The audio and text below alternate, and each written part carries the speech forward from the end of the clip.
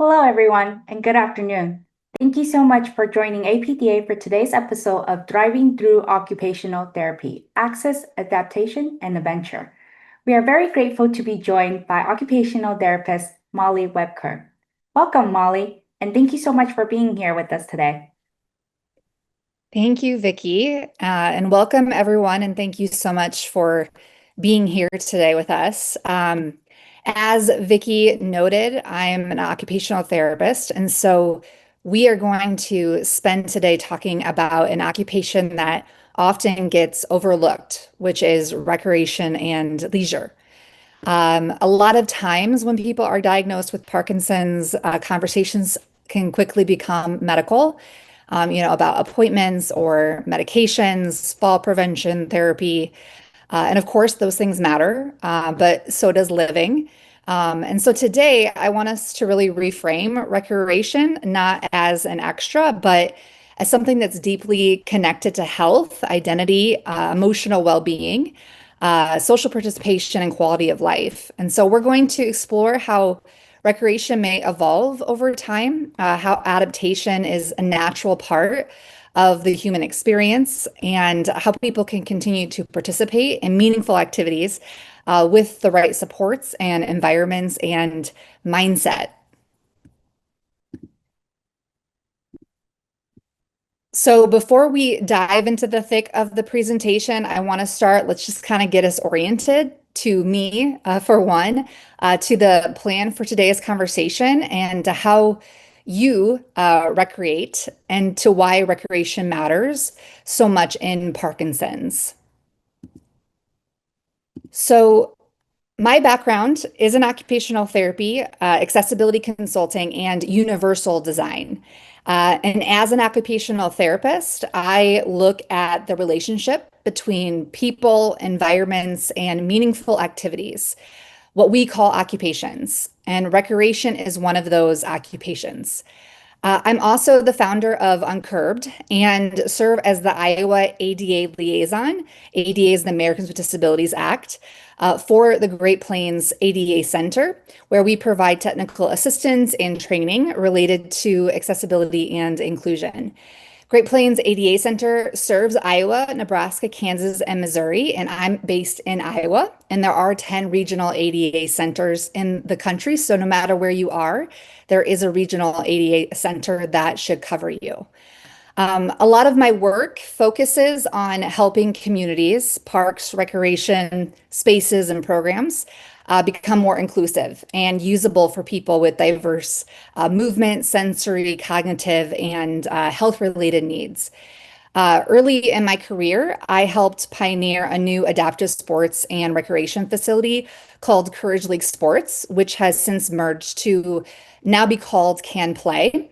I still work with Can Play today and adapt programming for all ages, including their active adults programs. Personally, recreation is a huge part of my life too. I love basketball.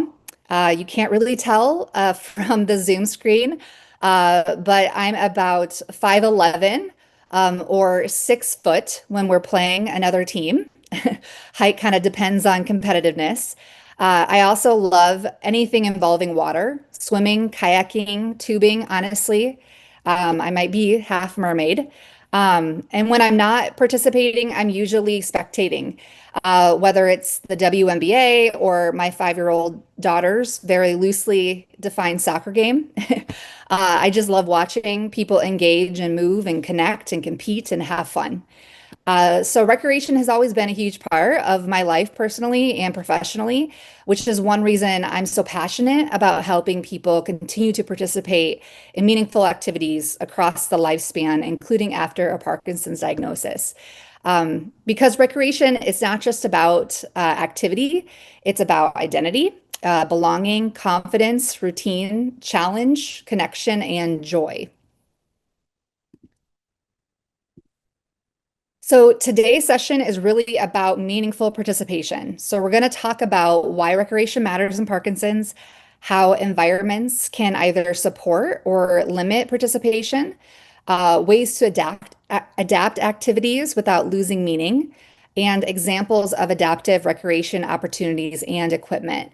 And one thing I want to emphasize throughout today's conversation is that sometimes people hear words like adaptation or modification and interpret them as meaning different or somehow less than.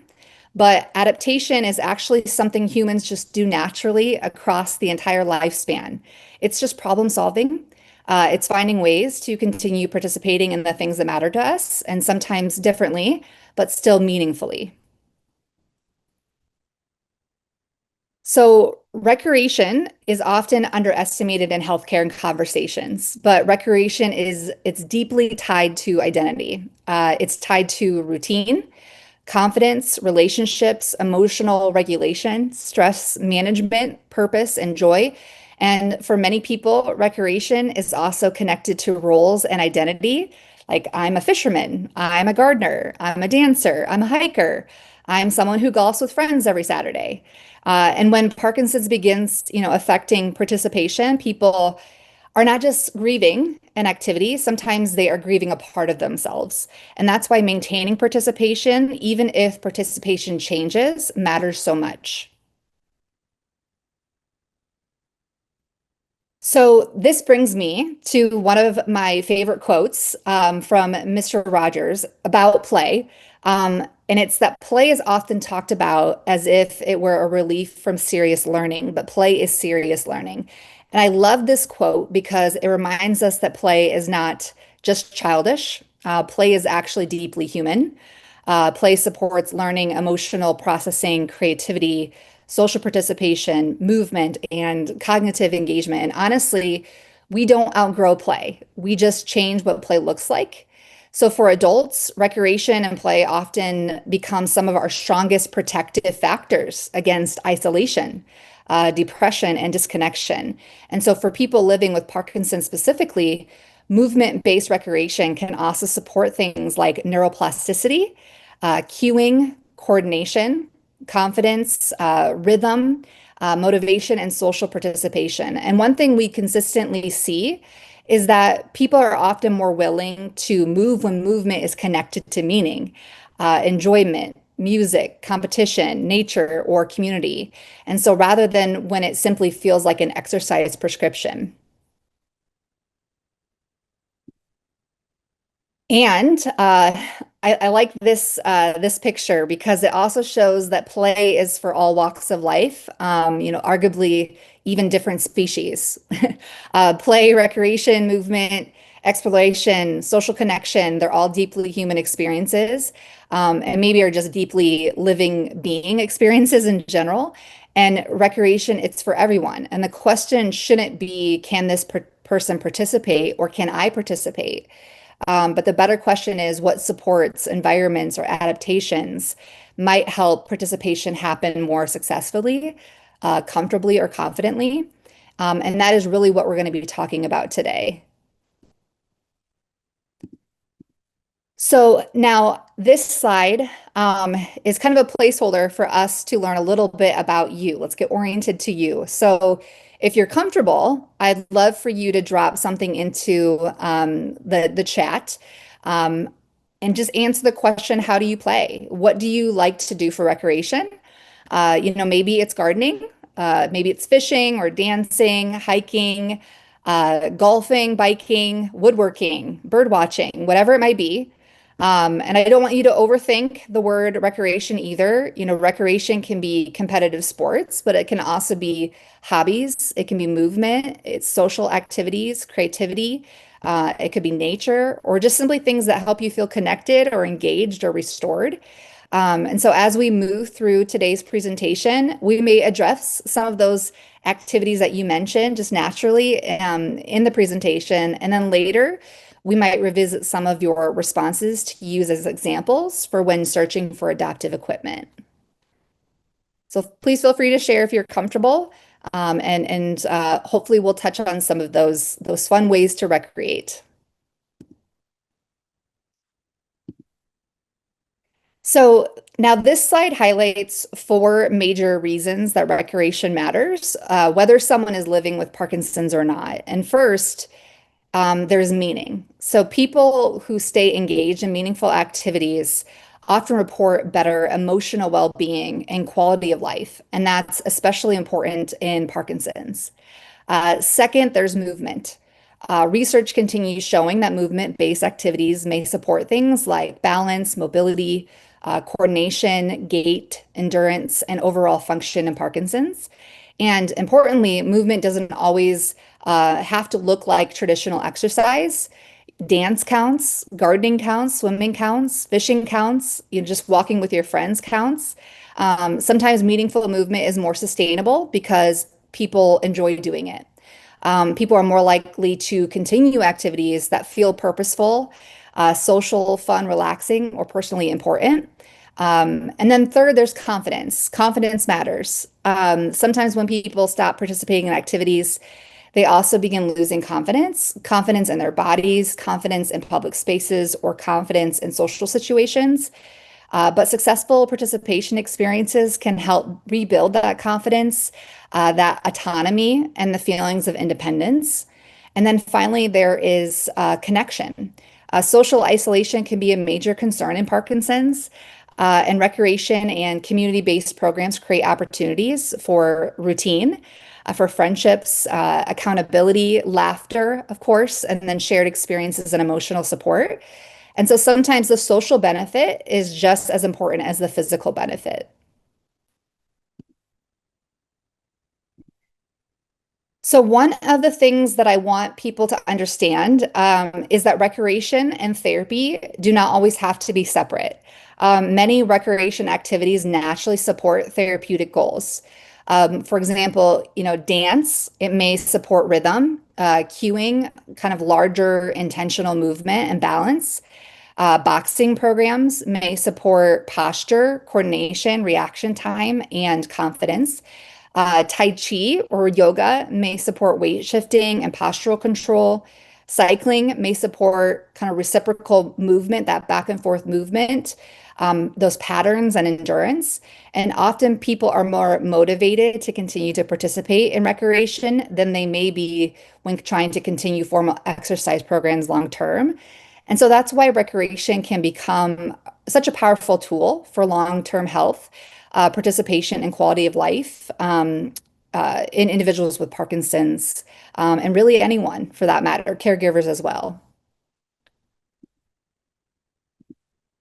So, and one of the things I want to normalize today, and I know I've already said this, and I'll probably say it again, but that's adaptation. As I mentioned earlier, adaptation is problem solving. It's the long game, and it's what always continues participation. And it may become helpful when activities start to feel more exhausting than enjoyable. Maybe recovery takes longer afterward. Maybe there's a fear of falling, kind of starts to limit to participation. Maybe you begin avoiding activities you once enjoyed. Maybe balance or confidence changes begin affecting safety, or symptoms begin interfering with enjoying the experience. And so those are all kind of clues of, of knowing perhaps it's time for me to start thinking about how to adapt my participation in this recreation activity.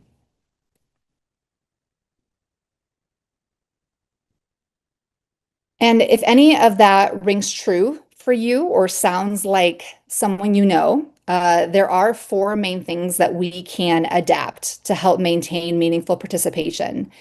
One is the environment, two is the equipment, three is the activity itself, and four is expectations. And so we're going to be breaking each of those down here in future slides. Starting with talking about environments. Because environments have an enormous influence on participation. And sometimes people assume accessibility only matters for wheelchair users, but accessible and supportive environments benefit many different people, including people with Parkinson's at different mobility stages. Things like uneven terrain, poor lighting, lack of seating, excessive heat, long walking distances, maybe confusing layouts or inaccessible restrooms. Those can all become barriers to participation. And so when we think about supportive recreation environments, we're really thinking about environments that reduce unnecessary barriers and conserve energy for the activity itself. So some examples include smooth and stable walking surfaces, benches and rest areas, good lighting, reduced clutter and trip hazards, accessible seating and restrooms, and then shaded areas and cooling opportunities. And fortunately, there are already standards and guidelines that address a lot of this. There's the 2010 ADA Standards for Accessible Design, specifically Chapter 10, which focuses on recreational facilities. And that includes things like recreational boating facilities, fishing piers, golf courses, swimming pools, exercise equipment, play areas, and sports facilities. And there's also guidance like the United States Forest Service Accessibility Guidebook for outdoor recreation and trails, the United States Access Board Outdoor Developed Areas Guidance, and the Design for Everyone Guide for Sport and Recreation Settings. And so the good news is that design interventions do exist. And sometimes it's simply a matter of awareness, advocacy, collaboration, and helping communities, land managers and Title II entities like your city, your county, and state governments understand what is even possible.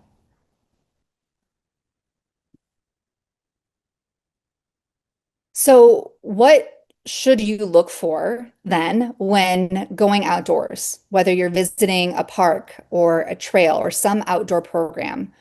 Or maybe even better yet, what types of questions could you ask your city, your county, or your state government before you visit? Because planning ahead can make a really huge difference.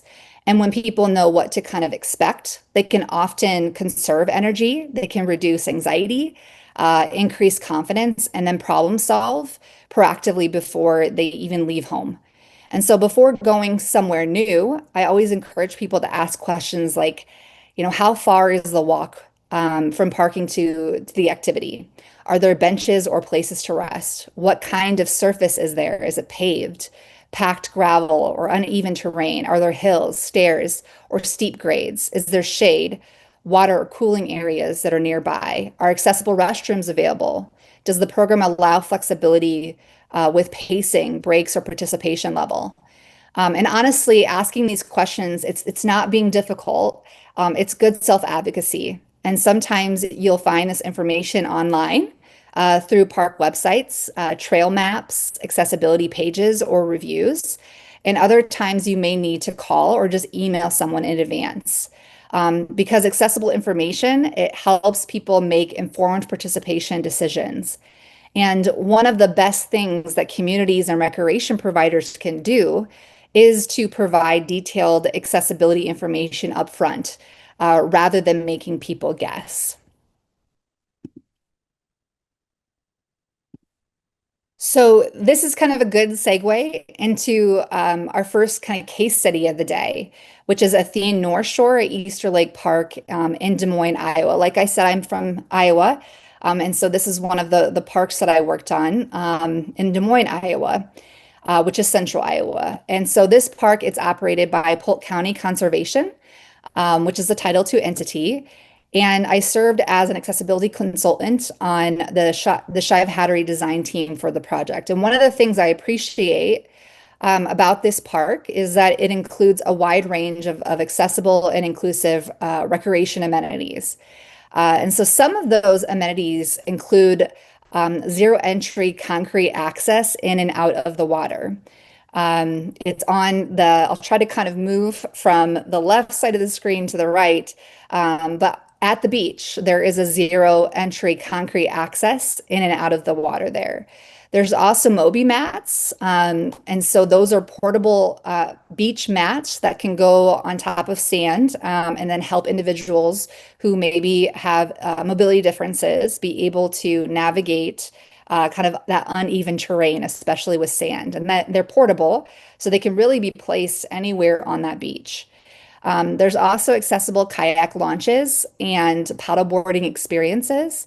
There's accessible shoreline, and on the kind of the far right, there's a pontoon for fishing opportunities that is customized also for individuals using wheelchairs or mobility differences. There's shaded seating and gathering areas with charging stations for powered mobility devices and phones. There's accessible restrooms with adult-sized changing tables. There's also the restrooms themselves are single-user restrooms, so they're large enough to accommodate an individual and their caregiver. And then there's inclusive playground features like a splash pad and raised sand pit. And then there's supportive spaces for people with different mobility and sensory needs. Now, having these amenities is incredibly important, but honestly, accessible features only help people if they know that they exist. And that's where communication becomes incredibly important. And so the Athene North Shore Park website highlights many of these accessible amenities so people can better plan their visit ahead of time. And that was something that we emphasized throughout the design process, that if we're going to be building all of these things, we want to make sure that we're communicating them effectively. So in addition to advocating for things like accessible entry and exit to the water or beach wheelchairs, we also need to advocate for how those features are communicated to the people who need to know about them. So accessible recreation, it's not just about the physical environment, it's also about the digital environment and access to information. And so that kind of ties back into that self-advocacy. And you're right to call or email, especially if these are titled to entities, your cities, your counties, or your state governments, those parks that they run or manage. You have a right to call, you have a right to ask them all of these questions to make sure that your experience can be accessible as possible. Now, let's take a closer look at some of the cool amenities at Athene North Shore. So, one feature is a customized wheelchair accessible pontoon boat. And one thing the design team carefully considered was water fluctuations and dock variances, allowing for smoother and safer transfers onto the pontoon boat. And people can use it to ride, relax, socialize, or fish out on the water. There's also an accessible kayak launch that's designed to support easier entry and exit into kayaks and paddlecrafts. The Adaptive Des Moines Rowing Club through the VA hospital also uses this lake for practice. So there is an accessible rowing launch as well. And something else that's really important is proximity and energy conservation. There are accessible parking and drop-off locations close to this side of the lake, so people don't have to carry heavy paddle equipment long distances before they even begin the activity. Participants can also store their boats on site, which reduces transportation barriers and setup fatigue. And there's also even a workout room with adaptive rowing equipment where people can practice, they can train, they can build confidence before even launching onto the water. Um, Now, the customized pontoon boat is pretty unique to Athene North Shore, but accessible kayak launches are actually becoming more and more common across the country, especially in parks and recreation systems that are focused on inclusive outdoor recreation. And so, kayaking itself can actually be a really great activity for individuals living with Parkinson's because kayaking it naturally incorporates trunk rotation, that reciprocal upper body movement, postural control, balance reactions, coordination, endurance, and connection with nature. And for some people, myself included, being on the water can also feel calming and emotionally restorative. And so now, of course, safety considerations matter too. For some individuals, swimming or unexpected water entry may be a concern, especially if, let's say, freezing episodes, delayed reaction times, or mobility changes are present. But that doesn't necessarily mean that water recreation has to stop. There are adaptive options available, like there's stabilizing outriggers that can be added to any kayak to help that kayak balance in the water. There's wider kayaks for balance. There's tandem kayaks, so then you're not the only one. In that kayak, there's someone else that can go with you and make you hopefully maybe feel more confident. You can also do tethered rope kayaks where you have a rope that's connected to somebody else. So you're still maintaining or feeling that independence, but you're also tethered to somebody else who can help guide you. There's the supported launches that we mentioned. And then there's even just adaptive paddling programs or paddling with a partner or a guide. And so, again, this comes back to adaptation and problem solving. Sometimes the question, it's not, can this person still participate, or can I still participate? Sometimes the better question is, what supports might help participation happen more safely and confidently? And those supports do exist out there, especially with kayaking, but many more. So, splash pads are another really great way to engage with water without necessarily needing to swim. And at Athene North Shore, this is actually one of the most used features on the entire playground and park itself. I see this, it's an intergenerational feature as well, because I see this a lot with older adults as well as maybe their grandkids too. And interestingly, it became especially important this past summer when entry into the lake was temporarily prohibited because of E. coli bacteria detection. So that's another important reminder, right? That accessibility and flexibility matter, because sometimes barriers are environmental, they're temporary, or they're completely unrelated to disability or a condition. So splash pads are not only great for play and recreation, but they're also fantastic for cooling, especially in beach and outdoor recreation environments where heat and fatigue can become barriers to participation. And from an accessibility perspective, splash pads can offer some advantages because they typically provide a concrete or stable surface, predictable access, nearby seating, and then opportunities to interact with water without needing to navigate docks, boats, waves, or uneven shorelines. Now, fall risk can absolutely still exist, especially on wet surfaces, but for some individuals, splash pads may offer a safer or lower barrier alternative compared to navigating a dock or entering deeper water. And I also want you thinking about this concept kind of beyond parks and recreation facilities. Think about this in the context of home. At the end of the day, splash pads are basically just giant sprinklers. So if water is something that brings joy, relaxation, sensory engagement, or emotional regulation, but navigating maybe outside the home is becoming more difficult, or maybe it's just a hard symptom day, there may still be ways to bring that experience to you. And that might look like sprinklers. It might be misting fans, cooling neck rags, backyard water features, or maybe even kiddie pools with seating nearby. Because recreation does not always have to look exactly the same to still be meaningful.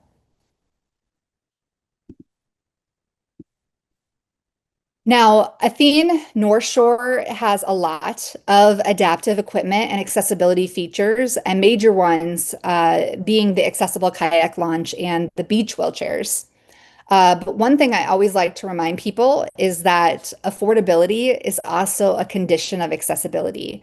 And not every solution has to be kind of high tech or incredibly expensive to make a meaningful difference. So, for example, there are lower cost alternatives like the middle picture in this slide, which is called the Chariot Transfer Board, which can help support transfers into kayaks or paddle crafts. And that's something a Parks and Recreation Department or Assisted Technology Loan Center may provide, or it could even be considered for personal purchase if paddling is an activity, if someone participates in it regularly. And honestly, this is another great example of universal design in action, because these types of adaptations don't only benefit people who are maybe living with Parkinson's or with disabilities.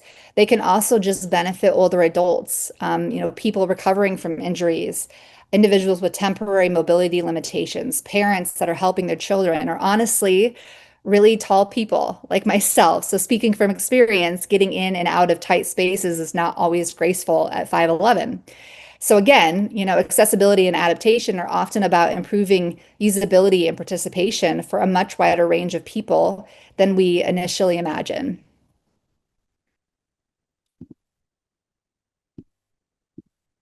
Now, let's go from a sandy beach to a snow beach. So another project that I want to touch on today is Sleepy Hollow Sports Park.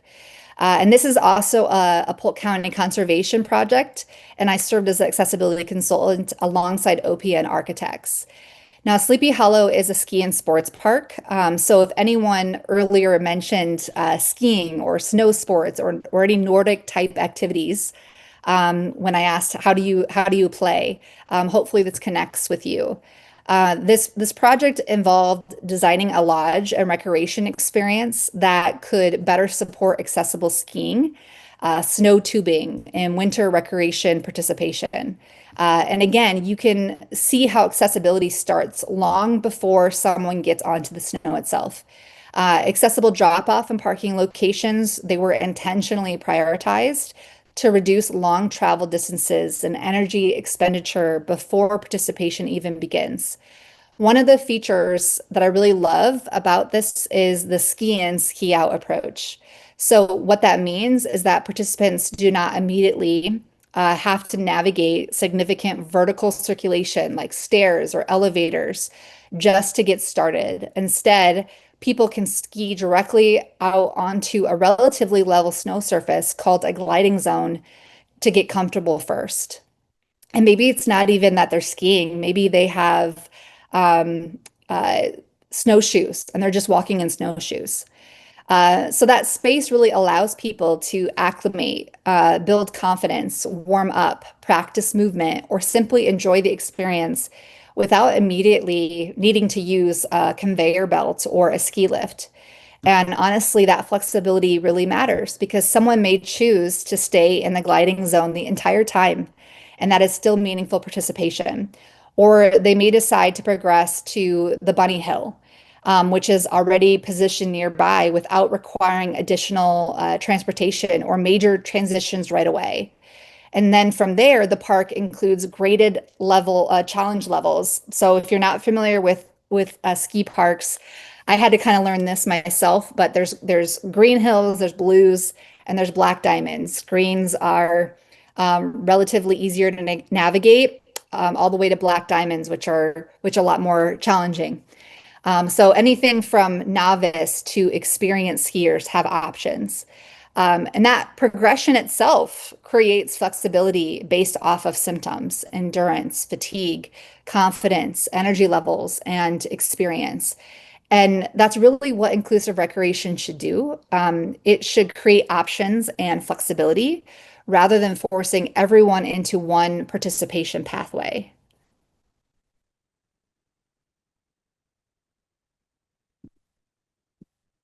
So here is an aerial view of the overall site design. Now, this project is still actively being designed, so some elements may continue evolving. But one existing feature that will remain is year-round tubing on Snowflex. So Snowflex is essentially a synthetic surface that allows tubing and snow-style recreation without natural snow coverage. Think of it kind of like a specialized carpet system designed for sliding activities. And for the record, I tried it myself as part of user research, and it was an absolute blast. What I love about tubing is that it's one of those, it's an intergenerational recreation activity. Grandparents, parents, kids, teenagers, everyone can participate together, as long as there's adaptations involved. Now, traditionally, tubing parks often use a conveyor belt system where participants stand while they're holding onto their tube as their belt carries them uphill. And honestly, that can be challenging for almost anyone with or without balance concerns. And I can personally attest to that. So this became a really good example of adaptation and problem solving. One proposed adaptation for Polk County was allowing individuals to sit directly in the tube while using the conveyor system. And when you think about it, this is a pretty elegant solution. It would involve assistants getting into the tube at the bottom, riding seated up the conveyor, staff support pulling the tube safely off at the top, and then helping initiate the ride downhill. And one of the biggest advantages is that once someone is safely positioned in the tube, they may not need to repeatedly transfer in and out between runs. And so that reduces fatigue. It reduces repetitive transfers, balance demands, and energy expenditure. And so, again, this is a good example of how inclusive recreation often isn't about completely redesigning an experience. Sometimes it's small, kind of operational adaptations, it's staffing support or flexibility and participation methods that make the activity more accessible. And even the chariot kind of kayak transfer could be used to transfer into a tube. So there is an adaptive equipment that could serve both. All right. So speaking of some adaptive equipment, so a couple of additional adaptations that have been discussed for the tubing experience are tandem tubes. So tandem tubing can be helpful for several reasons. It helps with weight dispersion. It can naturally slow the tube down a little bit. It also creates opportunities for social interaction and support during the activity. And social participation is such an important part of recreation. Sometimes people feel more confident trying something new or unfamiliar when they're doing it alongside another person. There have also been discussions around using rubber trays underneath the tubes themselves, and that's the second picture on this slide. There's a rubber tray underneath, which testing really found could help reduce tubing speed and create a more controlled ride experience. And then again, these are great examples of how adaptation is often about modifying the experience rather than removing the activity altogether. And then there's skating. So, talk about fall risk, but that does not automatically mean someone cannot engage with ice-based recreation. There are adaptive options like skate helpers, there's supportive rails, there's seated sled hockey systems, there's adaptive skating equipment and supported skating experiences that allow people to participate on the ice with additional stability and support. And even just being on the ice with family, friends, grandchildren, or community members can be meaningful because participation, again, exists on a spectrum. Now, before I'm going to move on to some more Parkinson's specific recreation programming, I wanted to briefly highlight a few tools that can help people find more accessible outdoor recreation opportunities. So, resources like All Trails can provide information on trail difficulty, elevation, trail surfaces. There's photos, there's user reviews. And those reviews can be especially helpful because people often share practical details about benches, terrain, parking, or accessibility that may not appear on official websites. But I also encourage people to look up the National Park Service accessibility pages, the state DNR websites, wherever you're at, county conservation websites, and local parks and recreation departments, because they may also provide information on accessible trails, fishing piers, kayak launches, beaches, camping, adaptive recreation programs, and inclusive community events. And sometimes the best thing that you can simply do is to call and ask those questions because again, these are public spaces and programs that are funded by taxpayer dollars. So these questions help create accountability and encourages communities to think more intentionally about inclusion moving forward. Okay, so now we're going to shift into Parkinson specific recreation programs that have a growing research and evidence supporting their effectiveness for people living with Parkinson's.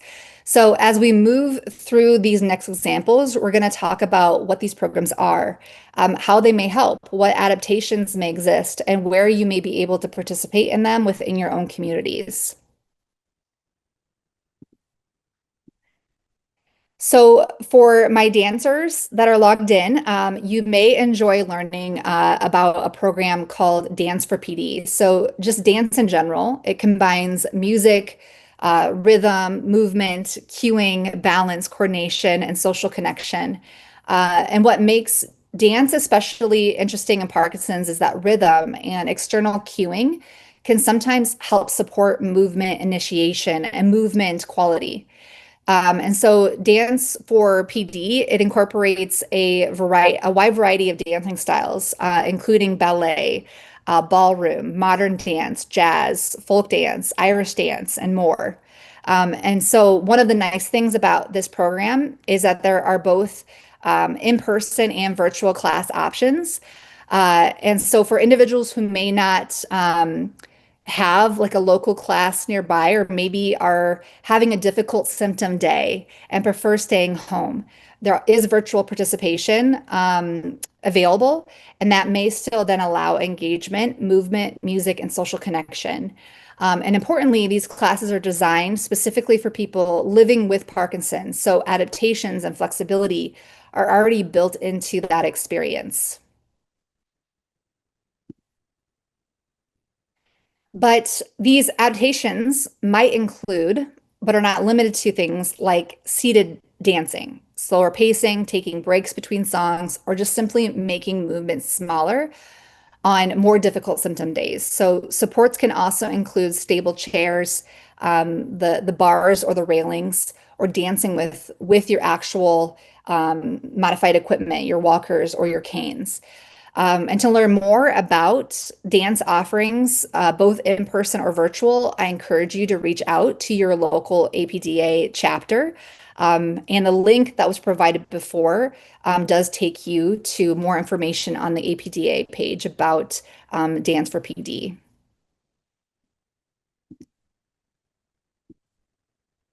Now, another Parkinson-specific recreation program that many people are familiar with is boxing, including programs like the Rock Steady Boxing. So now, to be clear, this is non-contact boxing. These programs are specifically designed for people living with Parkinson's, and they combine things like large intentional movement, balance and coordination, posture and agility, reaction time, endurance, and confidence building.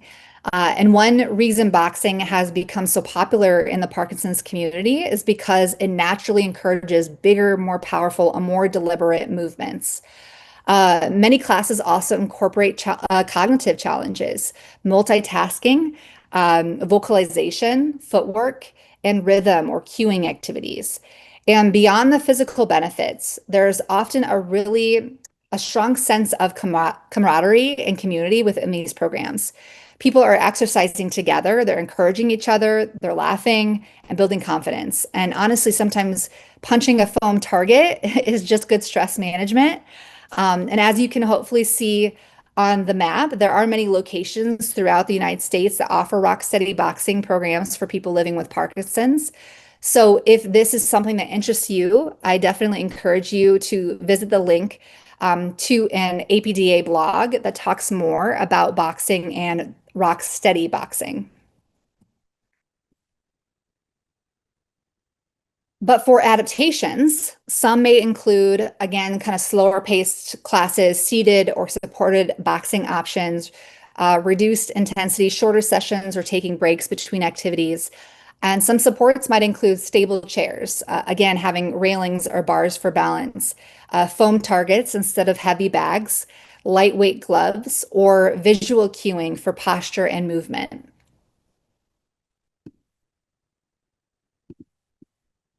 Another evidence-based Parkinson-specific recreation and exercise program is cycling. So cycling combines rhythmic and reciprocal movement, endurance, mobility, coordination, and cardiovascular activity. And one thing many people appreciate about cycling is that it can reduce fear of falling compared to some standing activities, especially when you're using a stationary, recumbent, or adaptive bike. So, research has also explored how higher cadence cycling may support movement and mobility in some individuals with Parkinson's. And beyond the research, cycling can simply just be enjoyable. Some people love the rhythm of it. Some enjoy the social aspect of group rides. Some like being outdoors. Others prefer indoor cycling because it feels more predictable and controlled. When I was working full time at Camp Play, one of my favorite active adults programs that we offered was karaoke cycling. We had stationary recumbent bikes, including both leg and arm bikes. And as the name implies, we would sing while cycling because if you're singing, you're also breathing. Plus, jamming out to Journey tends to make the workout go by much faster. And there are pedaling programs or cycling programs offered across the United States. So if cycling interests you, I'd encourage you to, again, to reach out to your APDA chapter to see if they offer any at-home programs or know of local programs. Now, one adaptive equipment option that we haven't touched on yet is recumbent tricycles. So these are becoming more familiar for people with balance concerns because they provide a much more stable riding experience compared to a traditional two-wheel bicycle. They can also be a really great option for people who still want that outdoor cycling experience without worrying as much about balance, stopping, or getting on and off the bike. There are also adaptations like adaptive pedals, supportive hand grips, and heart rate or cadence monitors. And cadence, again, can be especially helpful in Parkinson's because that rhythm and that consistent pacing may support movement and coordination. Another activity with growing research support in Parkinson's is Tai Chi. Now, Tai Chi combines weight shifting, balance, controlled intentional movement, trunk rotation, posture breathing, and coordinated movement patterns. And one reason Tai Chi can also be beneficial is because it encourages slower, mindful, deliberate movement and continues transitions between positions. So Tai Chi is also interesting because it combines both physical and mental engagement. There's focus, sequencing, rhythm, breathing, and mindfulness that's built into the activity. And so there are programs out there that offer virtual wellness and movement classes, including Tai Chi, that people can access directly from home. And I do believe that the ABDA does offer Tai Chi virtually. And I included a link to that resource in the resources section as well. Now, honestly, the very nature of Tai Chi is adaptation. For some people, Tai Chi can feel less intimidating than traditional exercise because the movements are already slower, they're controlled and intentional, making it naturally flexible for different abilities and symptom levels. And Tai Chi shares many of the same activity and equipment adaptations as the previous activities that we discussed, such as, using stable chairs for seated options. Now, earlier we talked about swimming and water recreation when discussing Athene North Shore, and in fact, swimming and aquatic exercise can be another really valuable recreation activity for people living with Parkinson's. Aquatic activities naturally incorporate reciprocal movement, trunk rotation, balance and mobility support, gentle resistance, and reduced joint stress due to that buoyancy. And one of the biggest advantages of water is that it supports movement while reducing some of the impact and gravitational demands that are placed on the body.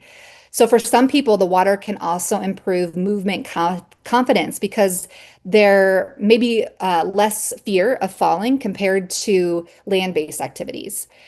Swimming, water walking, aquatic exercise classes, and adapted water recreation can all be meaningful options depending on someone's comfort level and abilities. And beyond the physical benefits, water can simply feel calming, freeing, relaxing, and enjoyable, which also matters.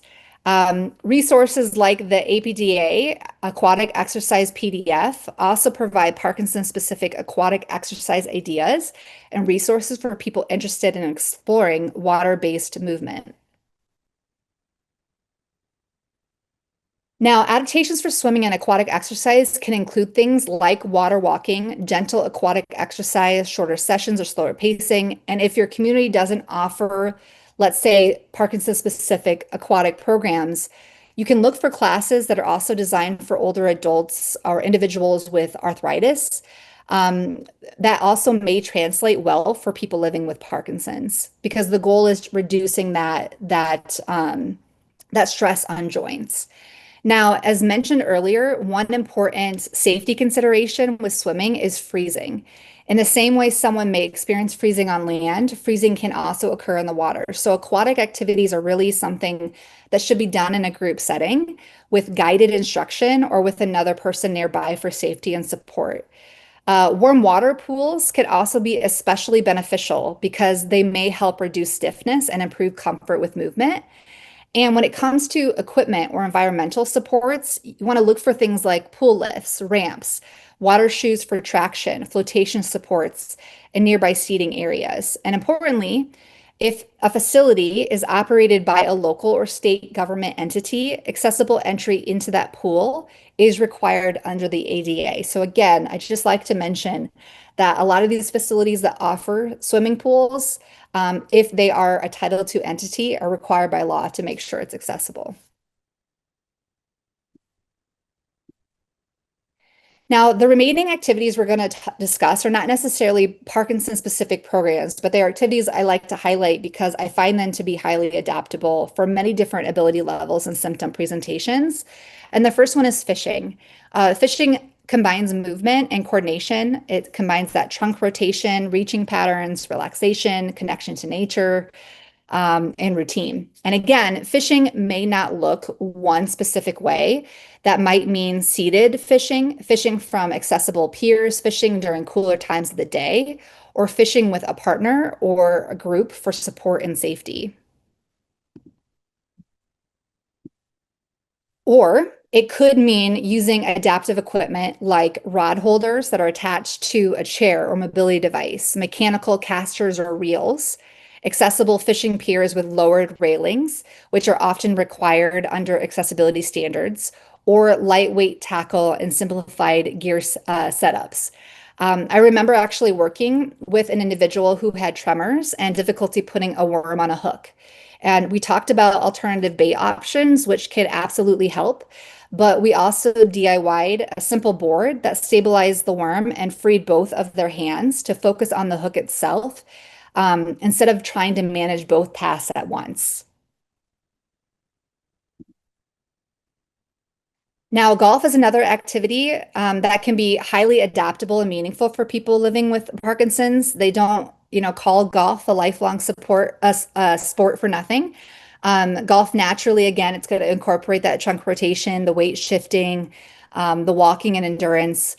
And for some people, that may mean playing a full 18 holes. For others, it might mean shorter rounds, using a driving range, practicing on the putting green, playing scramble or best ball formats, or even mini golf. Or it could mean using adaptive equipment like adaptive golf carts. There's things like verticats or single rider carts, lightweight clubs or enlarged grips, pull carts instead of carrying bags, ball retrieval aids, or benches, cooling towels, and hydration support throughout the course. Last but not least, let's talk about gardening. So, gardening is one of my favorite recreation examples because it combines so many things at once: movement and flexibility, sensory engagement, stress reduction, routine and purpose, and connection to nature. And honestly, gardening can be incredibly meaningful because you get to physically see the results of your effort over time. Now, gardening does not have to mean spending 6 straight hours bent over pulling weeds in the middle of July. Adaptations might include raised garden beds, container gardening, seated gardening, shorter gardening sessions, or gardening during cooler times of day. Supports for gardening might include rolling garden stools, kneeling benches, ergonomic or lightweight tools, long-handled tools, so you're not having to bend over, drip irrigation systems, or there's even self-watering plants, or lightweight hoses. There's a lot of different gardening tools that even go beyond what's mentioned here.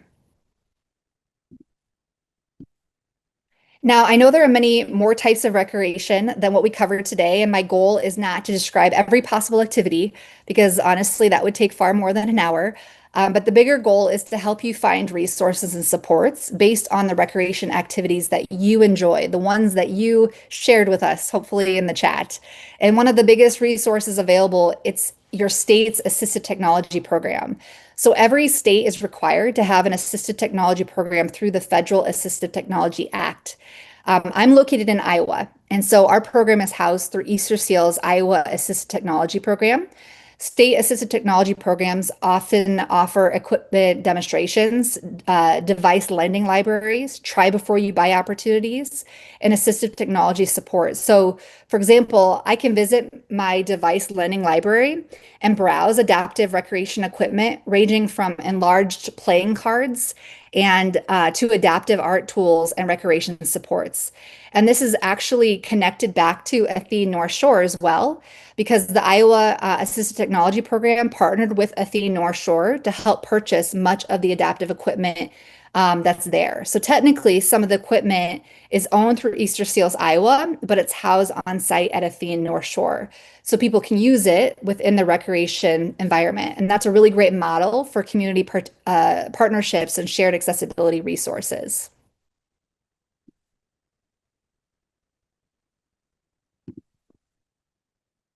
Okay, perfect. So, in addition to state assisted technology programs, there are also many adaptive recreation organizations throughout the country. For example, organizations like Can Play and Adaptive Sports Iowa here in Iowa provide adaptive sports recreation opportunities, equipment access, and inclusive programming. And many of these programs are funded through grants, donations, partnerships, or community support, which can help reduce financial barriers for participants.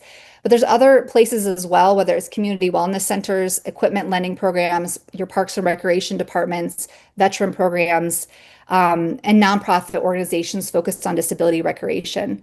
And additional equipment that I haven't already mentioned includes trekking poles for walking programs, but the list is long. And so, one of the biggest takeaways I hope you leave with today is that you do not have to figure all this out alone. There are organizations, professionals, programs, and communities whose entire purpose is helping people continue to participate in meaningful recreation. Okay. So lastly, we're going to cover expectations quickly. So up to this point, we've talked about a lot about adapting environments, activities, and equipment. But one area that can sometimes be even harder to adapt is expectations, both the expectations that we place on ourselves and the expectations others place on us. So sometimes family or friends become overprotective. Sometimes people assume participation is no longer possible. And sometimes others simply don't understand symptom fluctuation, that one day may look different than the next. And this is where self advocacy becomes really important. Self advocacy might sound like I may need more breaks today. I'd still like to participate, just at a different pace. I may need seating nearby. I'd like to try. Can we modify this? Now, don't get me wrong. I know self advocacy can also be exhausting. So I also want us to talk about our expectations for others. So for starters, let's talk about the law and what the law expects of local and state governments. I've already emphasized that the Americans with Disabilities Act does require that recreation programs and services are offered by local and state governments to be accessible and inclusive. And this concept is called program access. And so, again, this is just an important reminder that you have a law that is there to support you in your recreation endeavors because that is a public service. And one of the other biggest takeaways I hope you leave with today is that recreation can evolve over time, and sometimes our occupations have to evolve with it. And so participation may look different across seasons of life, symptom fluctuations, energy levels, or changing abilities, and that's okay.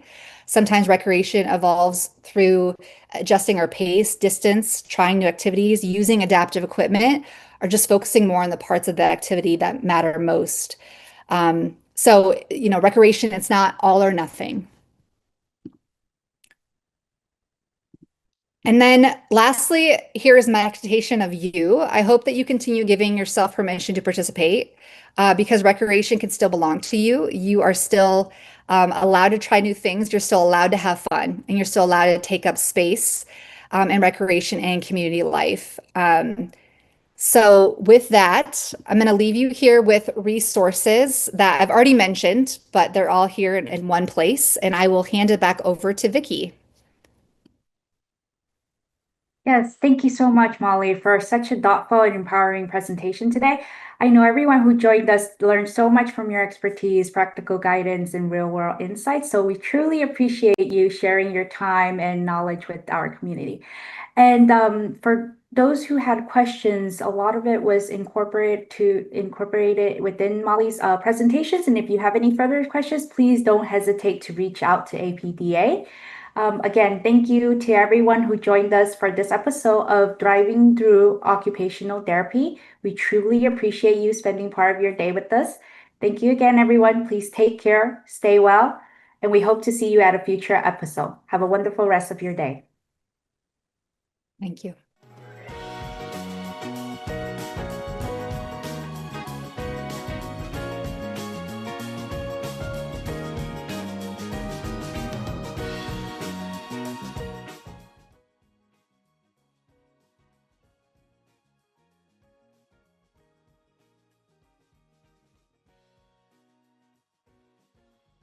Hi, I'm Leslie Chambers, the President and CEO of the American Parkinson Disease Association.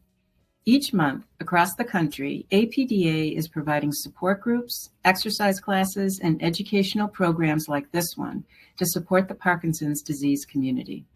You can find all of our upcoming virtual events on our website at apdaparkinson.org/events. If you enjoyed today's broadcast, I hope you will consider making a donation to help keep programs like this possible. Your gift can help APDA support people living with PD through local programs, reliable resources, and groundbreaking research designed to find treatments and ultimately the cure for Parkinson's disease. Please donate today at apdaparkinson.org/donate. And thank you so much for your support.